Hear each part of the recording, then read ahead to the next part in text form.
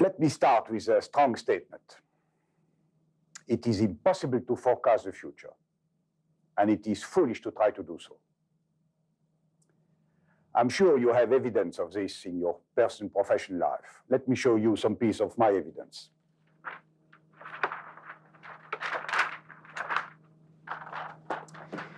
Here are forecasts of oil demand made by three very respectable oil companies in 1977. WOCA means World Outside Communist Area, it's the free world. Let me stress that forecasting demand is by far not the most difficult thing you have to do in an oil company. There are plenty of econometric models on the marketplace which links consumption of oil product with industrial production, with increase in number of housing, number of cars, and so on. But more important, most of these companies, especially this one, have in all large oil-consuming countries a local national operating company with a real grip on the marketplace and a real knowledge of what happens on the marketplace. And it was not a normal to estimate that from here you would go somewhere around here. Before I show you reality, let me show you the performance of a few government agencies. Here's the CIA. I don't know what type of expertise the CIA has in energy matters, but the very prudent OECD, which, as you see, take a very large, very wide margin between a high and a low. And now look at reality.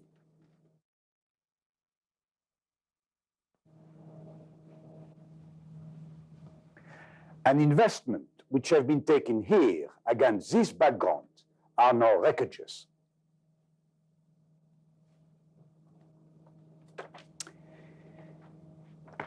Here is a performance of a European chemical company.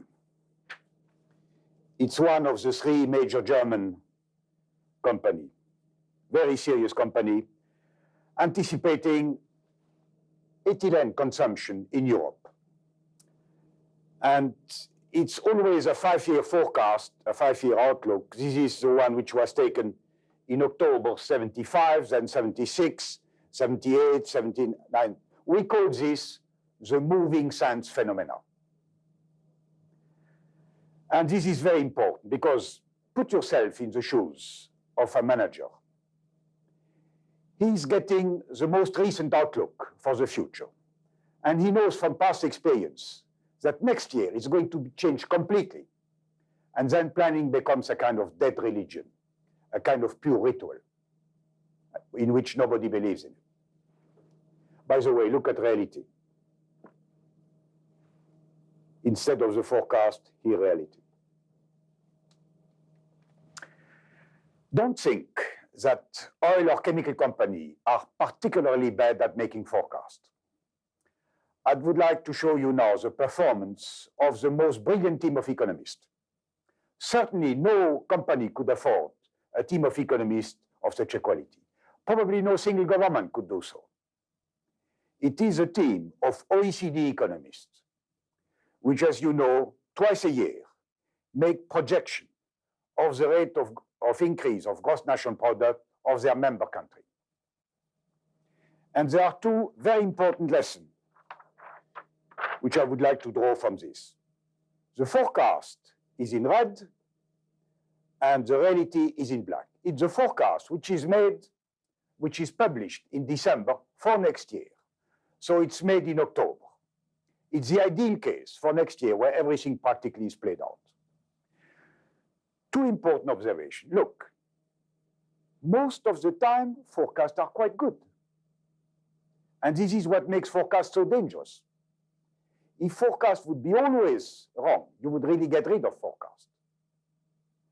But most of the time, forecasts work, except for Italy, where you see forecasts never work. And this is only the official economy. The danger of forecasts is that usually they are right. Forecasts are based on the tacit assumption that the world would basically remain the same as it was. And the world does not always change, therefore, quite often forecasts work. But my second point is the following. Forecasts fail you just where you would need them most. Forecasts fail to anticipate major changes, major shifts in the business environment. Shifts that make whole strategies obsolete. There, forecasts fail you. And in forecasting, in economic or business forecasting, it is very similar to weather forecasting. The real value of forecasting is to anticipate stormy changes. If you anticipate just business as usual, the value of forecast is very little.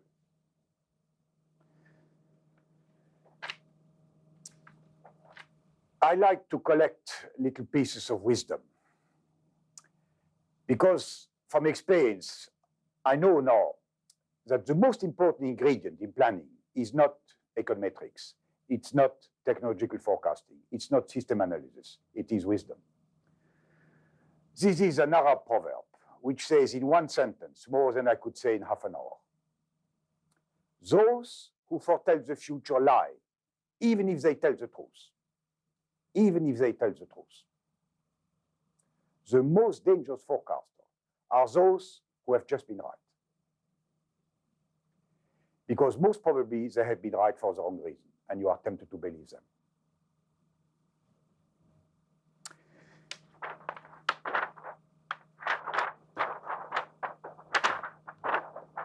Have a look at these two charts, which are specially addressed at energy people, at oil people.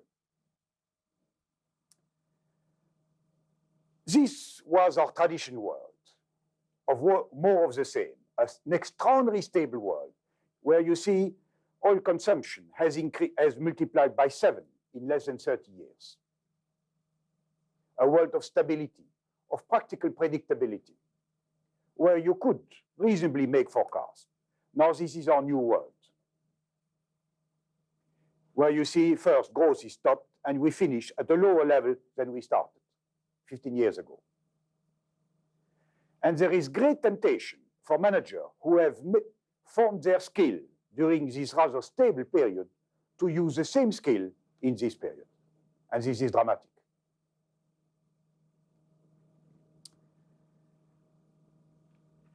I would like to suggest that we need to develop new skills to plan in a turbulent environment. And strategic planning is now much more an art for which you require a discipline. And this discipline is made out of 5 skills. And each of these 5 skills, you can really increase quite substantially your proficiency. I will develop later on the scenario part. But strategic vision is a key part of this approach. I derived most of the thing I know about strategic vision from Japan. A Japanese company smile at Western company when they see our type of planning, and they don't believe in it. They say, we just have, and they say it with a smile of satisfaction, a clear vision of what type of company we want to be. An investment is doing, divesting is doing. What you want to be as a company is upstream of this. Then you have option planning. Most planning present their strategy on a single line. And a single line strategy is even more dangerous than single line forecasting. And when there are options, in most cases, there are strawman. They are not real options. They are artificial options, which are put forward in order to, as a way of convincing managers to get to the preferred strategy. Option planning is an approach by which you insist that all the options are put forward on a neutral, non-advocative mode. Competitive positioning is something which is quite well known in a number of other branches, but was poorly developed in energy and oil company because they didn't need it. These 4 are of a different nature than this one. This is like census. to find your way in this new turbulent environment. You remember the lower part of the chart as opposed to the higher part of the stable environment. This, on the contrary, is energy to get it done. It's very important, sequential consensus building. You need to have fire. You need to have motivation to do this type of planning. And you need to have it sequentially. I will develop a little bit more scenario.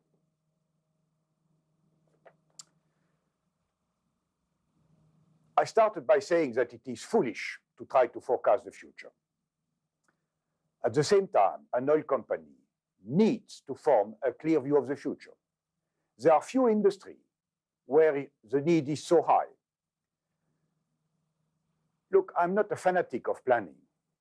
You only need planning when the speed of change of the business environment is faster than your own speed of reaction.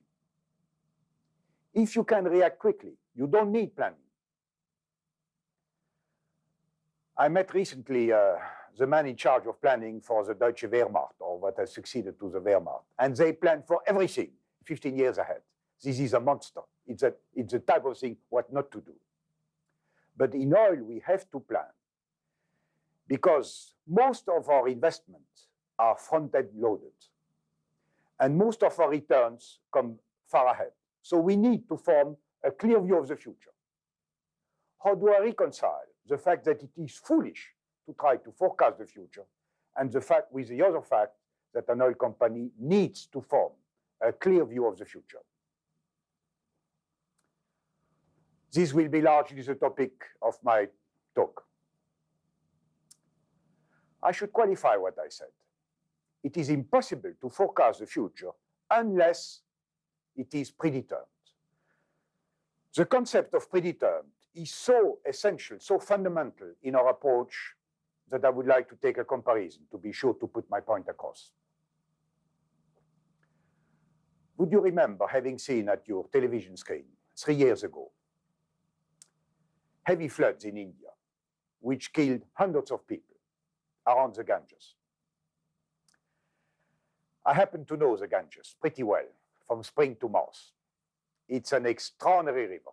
Once you have seen it, you don't forget it. If you see heavy monsoon rains at the upper part of the Ganges, you can anticipate with certainty that within 2 days, something extraordinary is going to happen at Rishikesh, which is at the foothill of the Himalayas. And then 4 days later in Allahabad, northeast of Delhi. And again, 2-3 days later in Benares. This is not fortune telling. This is not crystal ball gazing. This is merely describing future implication of something which has already happened. And the first thing we do in scenario planning is to identify predetermined elements. And there are always predetermined elements in a situation. But let me stress, the most important are not the obvious predetermined. They are the system predetermined. I'm going to give you some example later. I would like to stress, this is a painstaking exercise. Sometimes people used to associate scenario planning with a kind of brainstorming exercise of the imagination. No, the first starting point, the foundation of scenario are predetermined elements. Let me quote you another little piece of my wisdom collection. It's in French, I'm going to translate it, but I will first start in French, it's so much clearer. Un fait mal observé est plus pernicieux qu'un mauvais raisonnement. A poorly observed fact is more treacherous than wrong reasoning. From my experience, most of the errors in future-oriented study do not come from wrong reasoning. They come from poorly, insufficiently observed facts. Let me give you another example. When we used to hire a new member of our planning team, needless to say, we tried to co-opt a smart one. Let's suppose we took someone from one of our labs. Usually, we had to go through a whole process of changing its value. Would you not agree with me that most of us have been trained to be original, to say things that nobody said before us, and using words that nobody used before us? Originality is a pernicious value in future-oriented study. Because if you are for originality, then you tend to be fascinated by the 2 or 3 things which you have discovered, and you lose the picture of the whole. In all modesty, only excellence is just good enough. Then usually originality follows from this. So the first thing we try to do is to identify predetermined element, and I'm going to give you some examples. And every situation contains its share of predetermined elements, sometimes higher, sometimes lower. But in most of the cases, a situation is not largely enough predetermined that you could come with a single line forecast. And let me make this point very strongly. A single line forecast on a situation which is not 99% predetermined is an intellectual swindle. The final decision maker, when he faces an uncertain type of decision, and there are such decisions, he has the right to know how uncertain it is. He must not have the dangerous impression that he takes a kind of safe, business as usual type of decision. Therefore, to cope with the uncertain part of the business environment, we have tried to gain know-how, to accumulate know-how and experience in the use of scenario.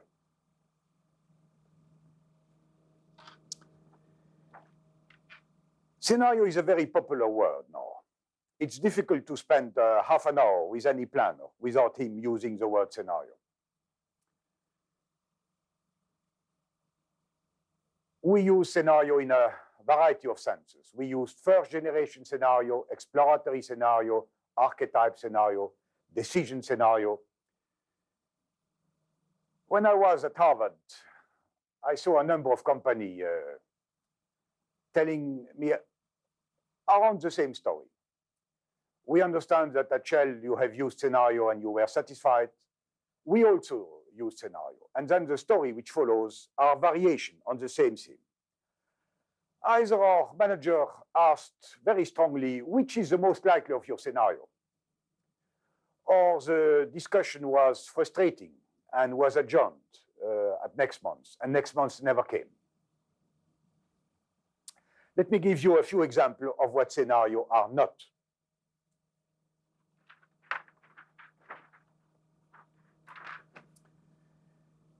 These are drilling scenarios, which were made by a friend of mine for a very serious company.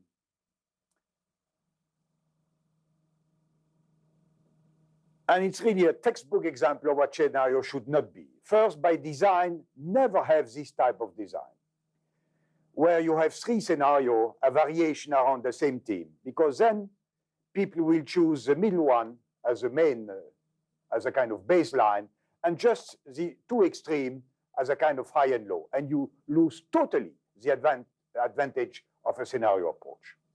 But also from a content point of view, it is a caricature of scenario. He was an economist, and an honest economist, and economists know very well that there are outside events which can influence their projection.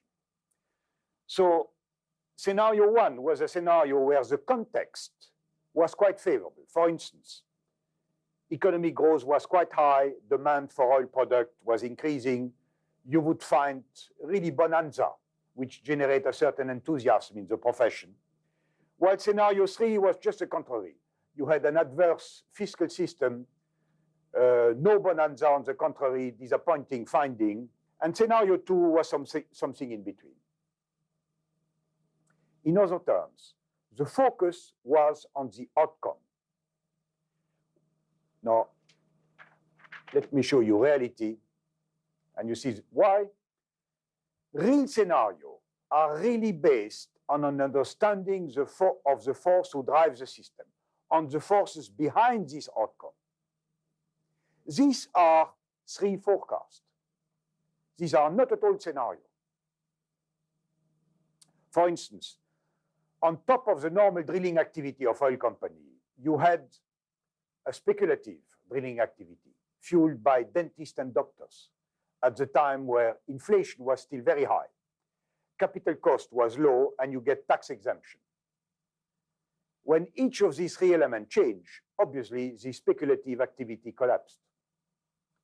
Other element he had not taken into account. In 1980, for instance, everybody was anticipating that the price of oil would increase forever. And you get not this change of perception. This type of three different outcomes in three different contexts is a caricature of what really scenario should be. Scenario should give you a better understanding of the force to drive the system.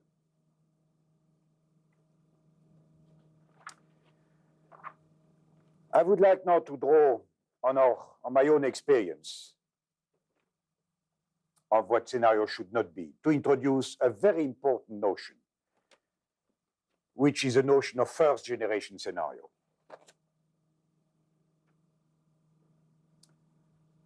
When we developed the first scenarios in Shell in '71, which are described in more detail in the first of the Harvard Business Review article, we started with a surprise-free scenario. This is the implicit view that managers have spontaneously.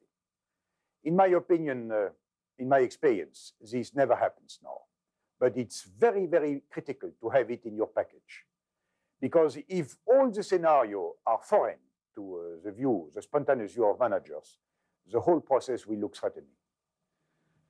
Scenario 2 and 3 were combining in opposite proportion the two obvious uncertainties we had discovered in our business environment, which was the level of host government take and the level of economic growth. Scenario 2 was a very high increase in host government take and in price of oil. And in this case, you could have only a lower demand for oil than in the surprise-free scenario. While scenario 3 was just the contrary. I'm sure you don't remember, but 1970 and 71 were years of very low economic growth, way below average. And we extrapolated this and we said, suppose this type of world continues with a change of value, the me first type of value which came apparent in the late 60s. In such a background, you could have only a lower increase of host government take compared to the surprise-free scenario. And finally, scenario 4 was a scenario full of other energy, full of coal or nuclear at the expense of oil. Here was the scenario in volume. You see here the total demand in scenario, energy demand in surprise-free scenario. This is how it was supplied. Scenario 2, you have a lower demand because you have a high price increase. And scenario 3, you have a very, very low demand. It's a gloomy, very low economic growth type of demand. And here you had the evolution of the fourth scenario in terms of prices. This was a surprise-free evolution of price where at the renegotiation of the Tehran agreement, you would have an increase of the tax by slightly more than $1.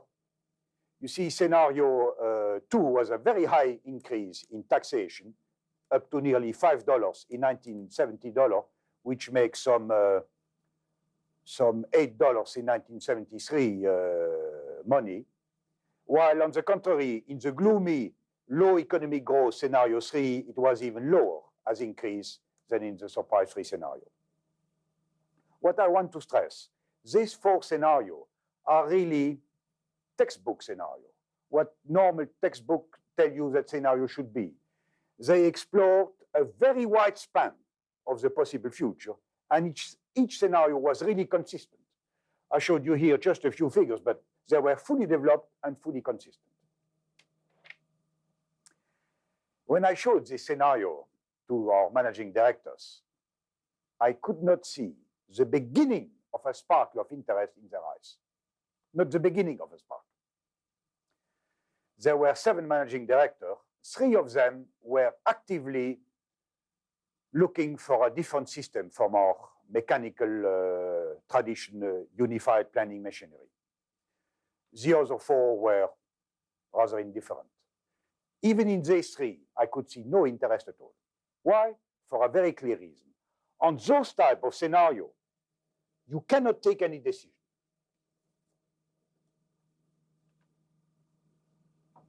What does it help you? If you would know in which scenario you are, then you could take decision. But these four scenarios, you are just confused at a higher level of sophistication. And many, many companies, when they want to go scenario planning, go to this level, and then the whole process stops because management is frustrated. Now, what is quite extraordinary, the planner who showed me, who talked me about their experience in their company, usually added, it's probably because our management team is not really capable of dealing with uncertainty. How arrogant from planners. Let me stress that the managing director to which we showed this had, compared to normal management team, an exceptional experience of dealing with uncertainty. A great proportion of the decisions they take deal with exploration, with drilling in new fields. And unless you drill, you do not know what you will find. Now, why is it that the same people find even at ease to decide, should I invest $50 million Northwest Australia versus $40 million in the North Sea? Why is it that they can face this type of uncertainty while they are paralyzed and frustrated against this type of uncertainty? It's very important to see the difference. Look, when they have to decide if they are going to commit a certain number of millions to explore in a certain part of the world, they have a lot of geological analysis on which to base their judgment, geophysical analysis. They can make comparison with this prospect with other prospects. In other terms, they can exercise their judgment.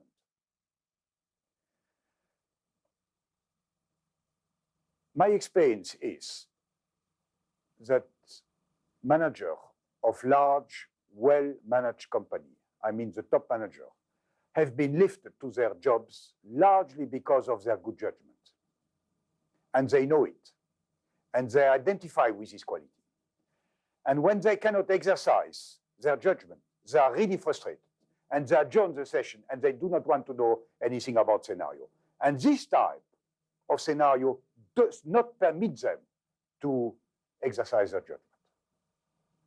Now, as you well know, and has been described in the first article of Harvard Business Review, we used this first generation exploratory scenario to put on stream some of our study and to discover predetermined elements. For instance, this was a triangle study through which we tried to understand what might be the behavior of the major actors on the energy scene, which are producer country, oil consuming country, and oil company. And if you look at the article, you will see how we could anticipate, for instance, that Iran would suddenly switch its strategy from trying to increase its volume, and we went under heavy pressure in 71, 72 to increase our liftings in the consortium from Iran at the same rhythm that Aramco did from Saudi Arabia. In other terms, thanks to this exploratory scenario, we discovered far more predetermined elements. And we really could come with another generation of scenario, which are not yet decision scenario. It was our first experience. This scenario are still clumsy. First 6 scenario is much too much. It's much too much. The ideal number of scenario is 3.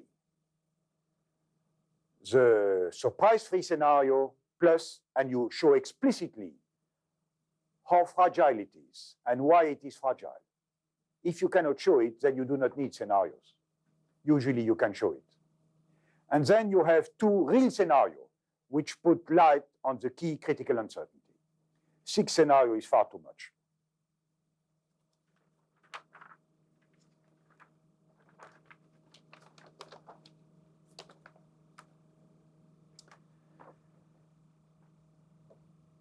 What is a scenario?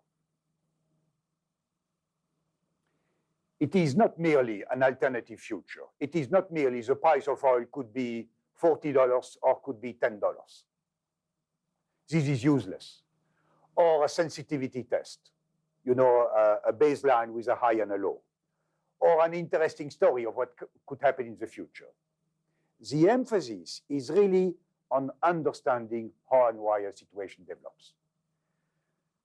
When I had scenario presentation in Shell, usually the presentation lasted 3 hours. 4/5 of the time was spent on analyzing the force to drive the scenario.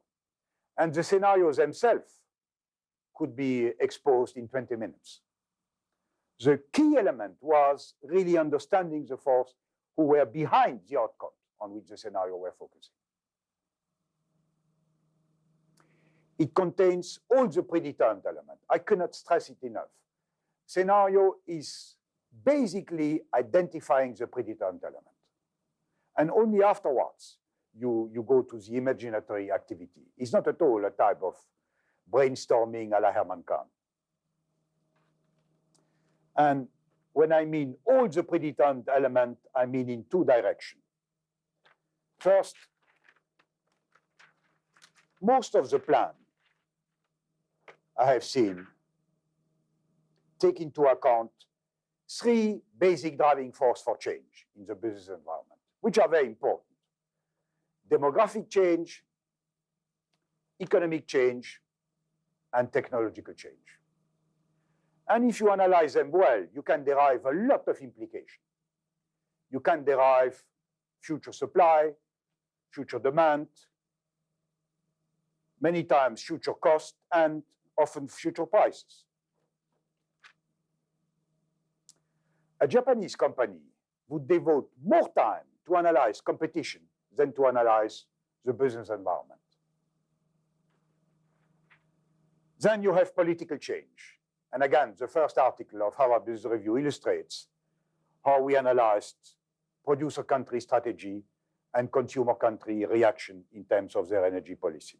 And then you have, finally, the softest part of the business environment, change in value. The point I want to suggest is the following. In an oil company, it's not too difficult to get the attention of your audience when you deal with this part of the business environment, because here you can speak hard facts, while here it's much more soft. But in many occasions, the real surprises came from this side of the business environment. Remember Singapore during the last war. Singapore was a fortress which was admirably defended towards the sea. Everybody who came to Singapore came by boat. And it was manned by people from the Navy. And towards the sea, every angle was really covered. If you read the fascinating history of Singapore during the war, a few people were well aware that there was a jungle site. And they had even suggestions what to do on the jungle site. But they were asked to keep quiet because there were no sophisticated complex to deal with the jungle site. What was needed there was barrels of oil to put on flame, you know, the little piece of water between the peninsula and the soil. This was, but no way as sophisticated as towards the seaside. And we know all what happened, that the real danger came from the jungle side. Similarly, would you not agree with me that the study of the future energy in 1971, 72, 73, which would have been professionally extremely competent on this side of the business environment, but which would have missed this, would have been just naive and irrelevant. Similarly, I would suggest that in many ways, in the future, study who would meet this part, but would be professionally competent on this part, would be equally naive and irrelevant. Scenario must contain all the predetermined elements on another dimension. This is a slightly pedantic chart that I used with my students at Harvard. There are 4 categories of predetermined elements. Elements which are already in the pipeline. For instance, the minimum miles per gallon for cars is an institution predetermined element, which is already in the pipeline. Then you have interrelated elements. These are the most important. System predetermined, that you find only when you dig in your system. For instance, that when Iran would continue to produce, they would discover that their rate of depletion would drastically diminish, and they would change their strategy. Then you have slowly changing elements. I take it for predetermined that in the not too distant future, you will have a fully competitive electric car. My friends in Honda told me they want to be the first company to put an effective, clean urban vehicle. I do not know what it will be, but I suppose that it will be electric. Well, still, it will only have a marginal impact on the existing car population. So it's a slowly changing predetermined element. Also, many behavior elements change only slowly at the margin. And lastly, very important, you have the things which are impossible. One of the most useful tasks that scenario achieve is to discard the impossible. In '74, after the first oil shock, we made price scenario, which we did not change. We could live with them for years. And they started by 2 negative conclusions. They said the price of oil will not fall in money of the day. At this time, you remember you had brilliant people, Milton Friedman, Herman Kahn, who said the price of oil will collapse below $3. The Department of Energy was putting a floor price on the price of energy. We told them, forget about it. The price of oil in money, in dollar terms, will not decrease. And the second negative thing we told them, the price of oil, which would be capable of generating a normal economic development, a serious economic development of alternative energy, will not be high enough to generate this development. Because we used a comparison. It's like if the floor would be higher than the ceiling. The price which would be capable of generating a real development of alternative source of energy would be too high to be economically digested. These 2 negative parts were some of the most important message of the price scenario. So to discard the impossible is a key ingredient in the scenario. And then you have the genuinely uncertain element. Only a little God could know what happens. And they are critical. For instance, 3 years ago, we had those 4 elements which were genuinely uncertain and really critical. And they became the driving force for scenario.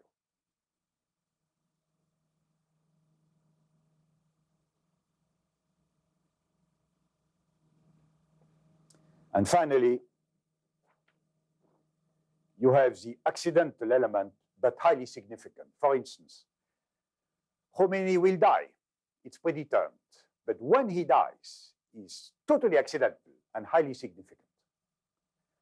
Don't forget that his brother is 8 years older than he is, and he's better health than Khomeini himself.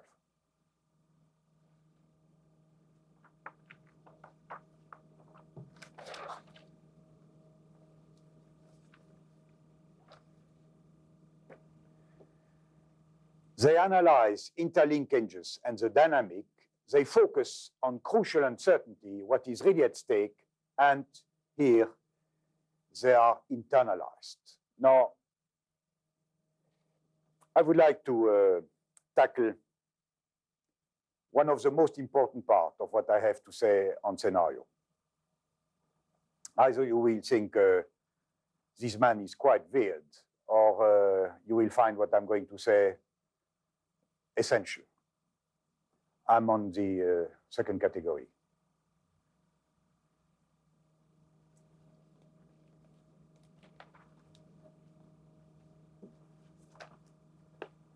When we presented those scenarios to the second layer in shell, to what we call coordinator, coordinator exploration production and their team, the coordinator manufacturing and their team, we get an unusual degree of interest. And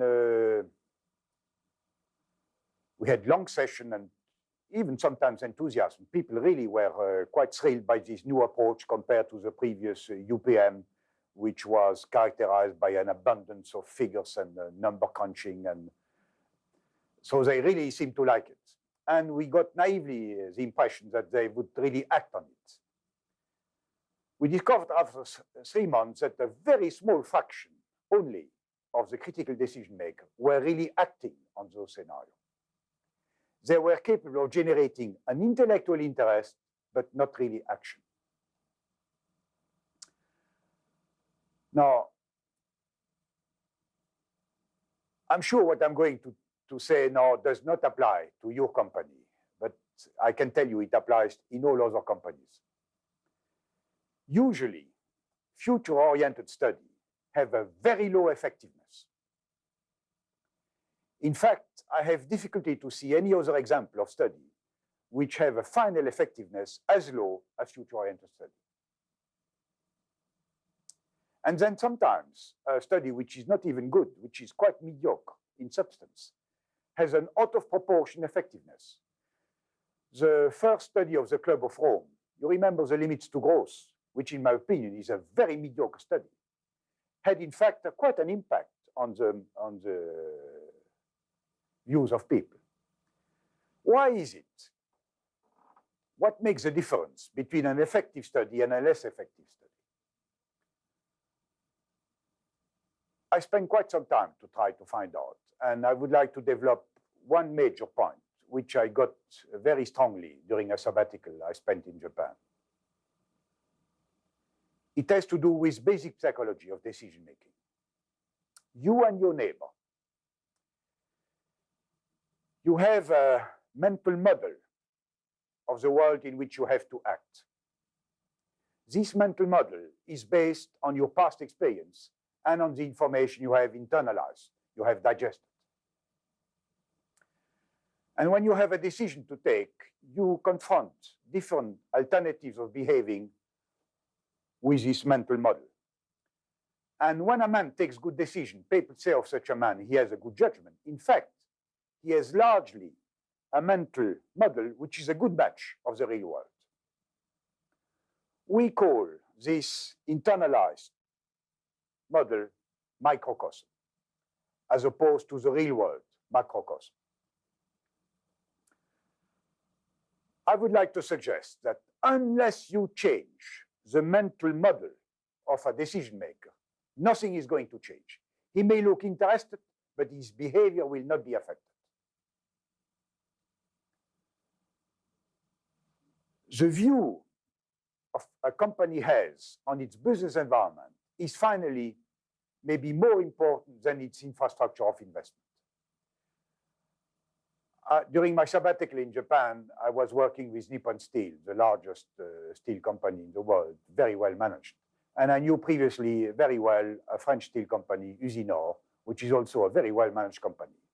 And I was astonished that these two companies, operating in exactly the same business environment, were not seeing the same thing. Then the priorities and the strategies they were following directly derived from their perception, from their microcosm. The point I want to make is the following. The purpose of planning is not to produce a document. What will the world of energy look like in 10 years' time? The purpose of planners is to change the mental map of their critical decision maker. Unless this happens, nothing will follow. It will be like water on a stone. Not only do we try to provide high-quality elements for this microcosm, we try also to make it as clear as possible.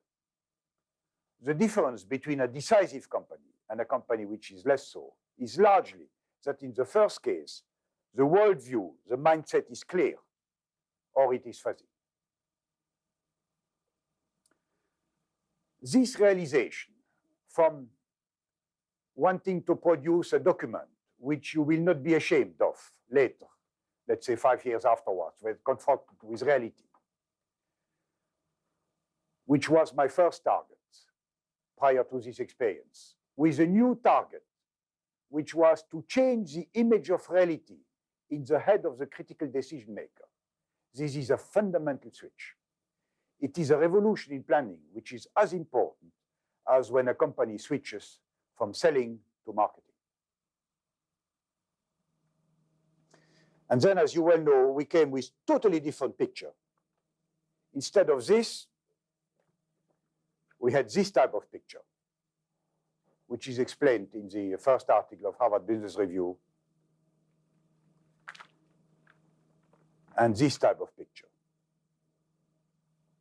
To change a mindset, you really speak to the right part of the brain, to the pattern-making part of the brain, not to the analytically oriented part of the brain. And here you have it all. Here are the heavy monsoon rains at the upper part of the Ganges, which in 1972 had already happened. You couldn't stop it. It was that crude oil reserve would be developed now at oil producer country logic, and not anymore at oil company logic.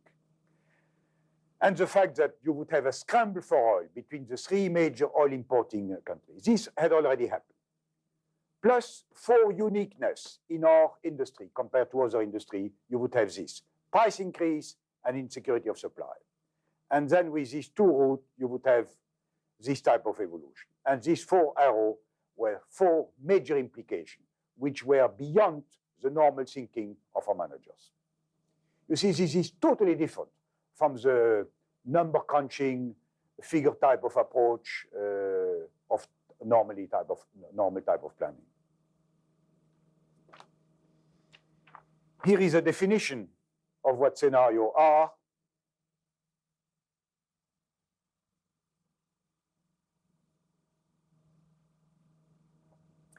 And let me stress, scenarios are like cameras. Their power comes by being focused.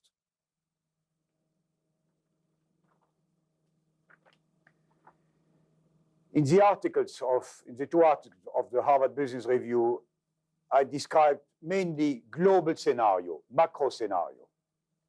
But the real fruits of scenario planning are picked up here, at the mini scenario, at the scenario which are custom tailored around one critical issue or are built around one large project.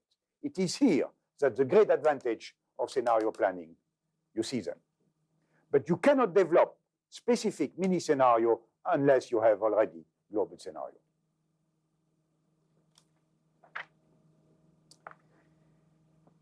Here is I find a good way to situate scenario planning compared in the present stream of strategic approach. It's a definition comment which is made by Richard Rummelt.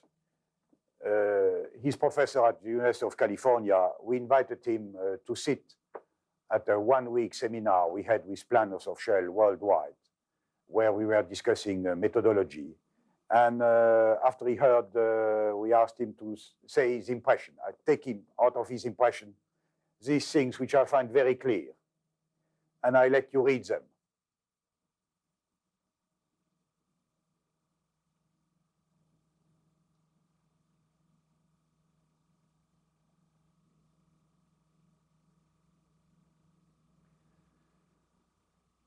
This is what you get when you call Boston Consulting Group, Strategic Planning Associates, Bain, Braxton, and so on.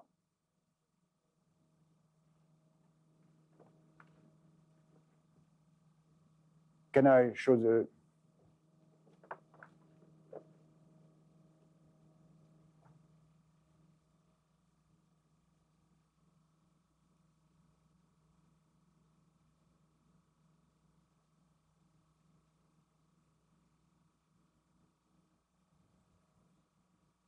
I find this last sentence very vital.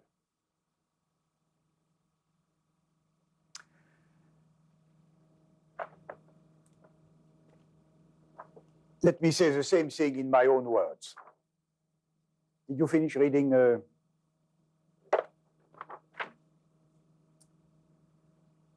I find this whole approach a very effective way to rediscover the real power of foresight in a world of uncertainty and change.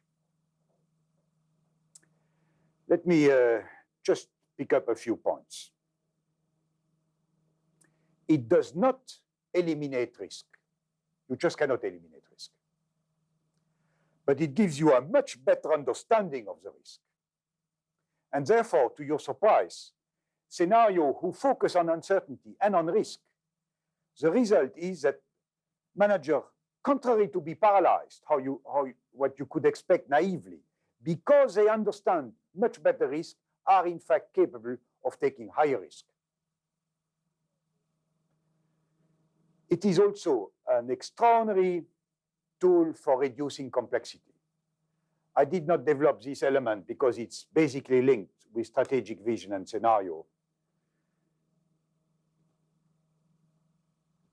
Coping with complexity, in my opinion, is as vital as dealing with uncertainty. I'm sure you all suffer already today from the overload of information. Unless you do something about it, I can tell you with certainty that in the next 5 years, you're going to suffer even more. Now, this system is a marvelous way to really reduce complexity. And let me briefly say a few words on this, which is very important. It is a process for creativity. Now, let me demystify creativity. Sometimes when you use the word creativity, silence follows, and you expect a strike of lightning. There are two types of creativity. I do not find any convenient word to describe them, but I find my clumsy word will be capable of putting the message across. I use output creativity and input creativity. Picasso would be a good example of output creativity, of outbursting creativity. I'm sure if you have visited an exhibition of Picasso, you have been impressed by the fact that every 6, 7, at the most 8 years, he used to change completely his style. He went from period rose to period bleu to cubism and so on. It is sure that if Picasso would continue to live, he would have invented totally new styles. Picasso dead, nobody would be capable of painting, of creating the type of picture he would have gone on creating. This is outbursting creativity, output creativity. But there is another type of creativity, input creativity. Look, in many fundamental sciences, in many basic technologies, major progress have been achieved by several people in different parts of the planet around the same time by people who had no contact with one another. Why? For a very clear reason. At a certain time, the building blocks on which you exercise your combinatory imagination are available, and then you make the breakthrough. I would like to make the point that this type of approach gives much better quality building blocks for management on which to exercise its judgment and its combinatory imagination. And finally, let me stress this. This type of planning is fun. Compared to the normal number crunching type of planning, the dead religion, the corporate rain dance, this is fun. You don't have to push managers to do it. Once they have tasted it, they don't want anything else. It is certainly more costly in terms of time and effort. It takes much more top management time, undoubtedly. But there is a strange breeder effect. Like in a breeder, it generates more energy than it consumes energy.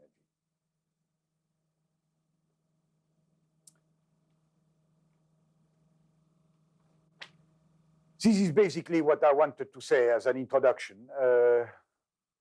And let me conclude by a last of my proverb. This is a Japanese and Chinese proverb, and it deals with jade. You know, for Chinese, jade is the most polished thing. And the proverb is the following: you can only polish a stone of jade with another stone of jade. But the two stones must come from a different mountain. So in all modesty, take me as a stone of jade coming up from a different mountain, which you may use to polish your own stone of jades, which I'm sure you have plenty.